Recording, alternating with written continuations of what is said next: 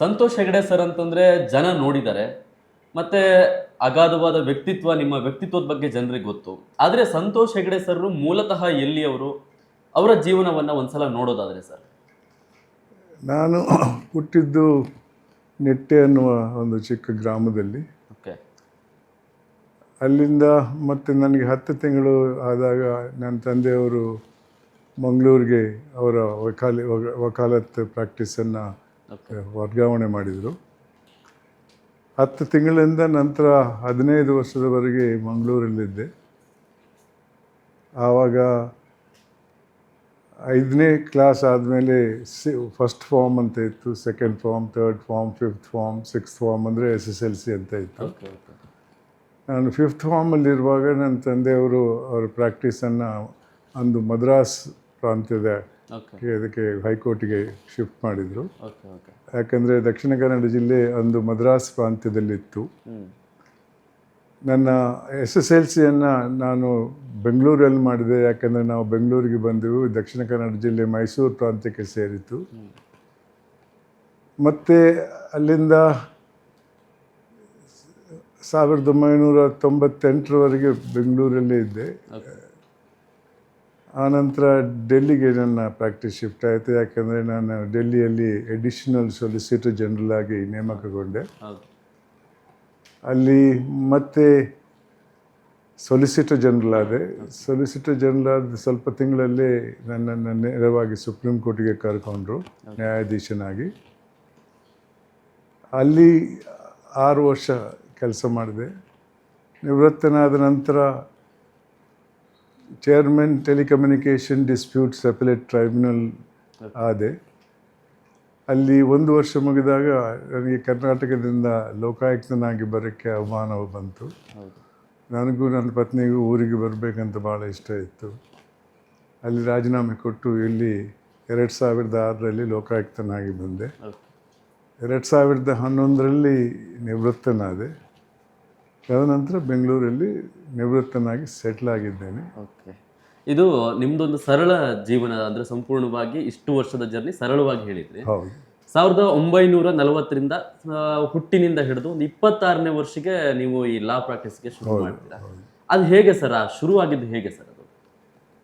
ನಾನು ಒಬ್ಬ ಡಾಕ್ಟ್ರ್ ಆಗಬೇಕಂತ ನನ್ನ ತಾಯಿಗೆ ಇಷ್ಟ ಇತ್ತು. ಓಕೆ. ಆದ್ದರಿಂದ ನಾನು ಕಾಲೇಜಲ್ಲಿ ಸೈನ್ಸ್ ಸಬ್ಜೆಕ್ಟನ್ನು ತಗೊಂಡಿದ್ದೆ. ಓಕೆ.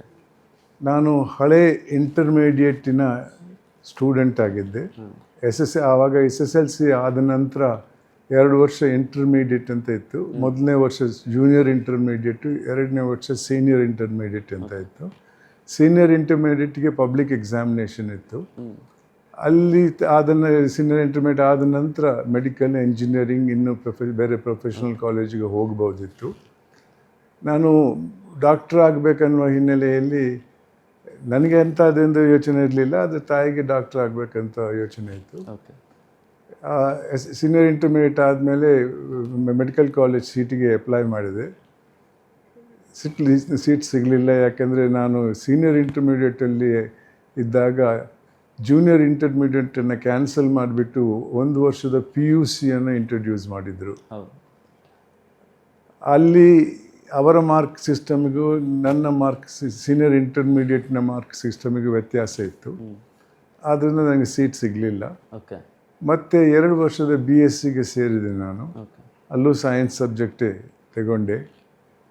ಅಲ್ಲಿ BSc ಮುಗಿದ ನಂತರ ನನಗೆ ಮೆಡಿಕಲ್ ಕಾಲೇಜಲ್ಲಿ ಸೀಟ್ ಸಿಕ್ತು. ಆದರೆ 1 ವರ್ಷ ಹಿಂದೆ ಹೋಗಬೇಕಾಗಿ ಬಂತು. ಯಾಕಂದರೆ PUC ಸ್ಟೂಡೆಂಟ್ಸು 1 ವರ್ಷ ಪ್ರೊಫೆಷ್ನಲ್ ಕೋರ್ಸ್ ಅಂತ ಮಾಡ್ತಾಯಿದ್ರು. ಆದ್ದರಿಂದ ಆ ಕೋರ್ಸ್ ಮುಗಿಸ್ಬೇಕಾಗಿತ್ತು. ಮೆಡಿಕಲ್ ಕಾಲೇಜಿಗೆ ಸೇರಿಕೊಂಡೆ. ಆದರೆ ನನಗೇನು ಅಲ್ಲಿ ಸರಿ ಕಾಣಿಸ್ಲಿಲ್ಲ. ನನಗೆ ಆವಾಗ 20 ವರ್ಷ ವಯಸ್ಸಾಗಿತ್ತು. ಮಿಕ್ಕಿದವರಿಗೆಲ್ಲ 16 ವರ್ಷ ವಯಸ್ಸು. ಅವ್ರ ಜೊತೆ ಸಂಪರ್ಕ ಇಟ್ಕೊಳ್ಳೋಕ್ಕೆ ಕಷ್ಟ ಆಗ್ತಾಯಿತ್ತು. ಮತ್ತು ಇನ್ನೊಂದು ಮನಸ್ಸಲ್ಲಿತ್ತು ಏನಂದರೆ, ಆ 1 ವರ್ಷ ಪ್ರೊಫೆಷನಲ್ ಕೋರ್ಸ್ ಮಾಡಿದ ನಂತರ MBBSಗೆ ಸೇರಿದರೆ 5 ವರ್ಷ MBBS ಮಾಡಬೇಕು. MBBS ಆದ ನಂತರ ಅವತ್ತಿನ ಪರಿಸ್ಥಿತಿಯಲ್ಲಿ ಏನಾದರೂ ಸ್ಪೆಷಲೈಸೇಷನ್ ಮಾಡಬೇಕಾಗಿದೆ. ತದನಂತರ MDನೋ MS ಈ ರೀತಿ ಏನಾದರೂ ಮಾಡಬೇಕಾಗ್ತದೆ. ಆದ್ದರಿಂದ ಇನ್ನೊಂದು 7 ವರ್ಷ ಬೇಕಾಗ್ತದೆ. ನನಗೇನೋ ಅದು ಕಷ್ಟ ಅಂತ ನಾನು ತಿಳ್ಕೊಂಡ್ಬಿಟ್ಟು ನನ್ನ ಪೋಷಕರಿಗೆ ಹೇಳಿದೆ ಇದು ಆಗಲ್ಲ ನನ್ನಿಂದ ಅಂತ. ಓಕೆ. ತಂದೆಯವರು ಆವಾಗ ಹೈಕೋರ್ಟ್ ಜಡ್ಜ್ ಆಗಿದ್ದರು ಕರ್ನಾಟಕ ಹೈಕೋರ್ಟ್ನಲ್ಲಿ. ಅವ್ರು ಹೇಳಿದರು ನಮ್ಮ ಕುಟುಂಬದಿಂದ ಯಾರೂ ವಕಾಲತ್ ಮಾಡಿಲ್ಲ, ನೀನು ಮಾಡಿಬಿಡು. BSc ಕ್ವಾಲಿಫೈಯಿಂಗ್ ಇದೆ ಸಬ್ಜೆಕ್ಟ್ ಅದು. ಆಯ್ತಂತ ಒಪ್ಕೊಂಡೆ.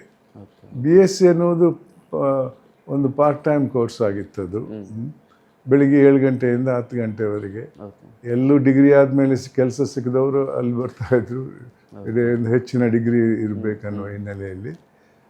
ಕಾನೂನು ಅನ್ನೋದು ಅಷ್ಟೊಂದು ಪಾಪ್ಯುಲರ್ ಸಬ್ಜೆಕ್ಟ್ ಆಗಿರಲಿಲ್ಲ. ಯಾಕೆಂದರೆ ಕಾನೂನು ಸಬ್ಜೆಕ್ಟನ್ನು ಕಲಿತ ನಂತರ ಕೋರ್ಟಿನ ವಿಚಾರ ನಮ್ಗೆ ಗೊತ್ತಿರ್ತಾ ಇರಲಿಲ್ಲ. ಯಾಕಂದರೆ ನಮಗೆ ಕೋರ್ಟಿಗೆ ಹೋಗುವಂಥ ಸಂದರ್ಭಗಳಿರಲಿಲ್ಲ. ಕಾನೂನು ಡಿಗ್ರಿ ಆದ ನಂತರ ಯಾರಾದರೂ ಒಬ್ಬರು ಸೀನಿಯರ್ ಲಾಯರ್ ಜೊತೆ ಸೇರಿಕೊಂಡು ಅವ್ರ ಜೊತೆ ಒಂದು 3-4 ವರ್ಷ ಕೆಲಸ ಮಾಡಿ ಆ ಕೋರ್ಟಿನ ಪದ್ಧತಿಗಳನ್ನು ತಿಳ್ಕೊಳ್ಳುವಂಥ ಒಂದು ಜವಾಬ್ದಾರಿ ಇತ್ತು. ಆ ನಂತರ ನಾವು ಇಂಡಿಪೆಂಡೆಂಟಾಗಿ ಪ್ರಾಕ್ಟೀಸ್ ಮಾಡ್ಬೋದಿತ್ತು.